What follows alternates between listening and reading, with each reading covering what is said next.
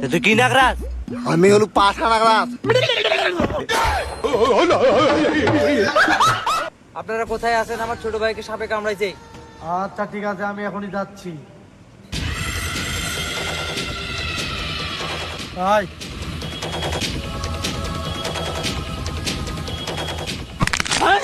কেমন করে হাঁটছে, হাঁটানো ঢং না, কানার মতো হাঁটছে। বুঝতে পারিনি। क्या गुंडा बनेगा रे तू?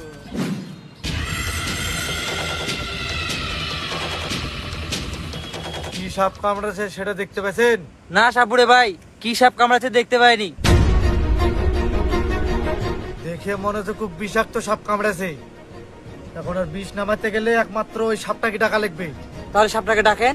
ওই সাপটা ডাকতে হলে 50 টাকা লাগবে। কেন আসার সময় সাপটাকে গাড়ি ভাড়া দিয়ে আসবে? আবার বেশি কথা বলে। আমার সর্দার এমনিতে ফুক দেয় না, একটা বিনোদ ফু দেওয়ার জন্য 500 টাকা করে লাই, তা তো 50 টাকা দিল আপনার কাছে। দিব কিনা সেটা বল। আচ্ছা আচ্ছা দাঁড়ান দিতেছি। এই জানেন 50 টাকা। চোদন মিন্টা বার কর। अरे कहना क्या चाहते हो?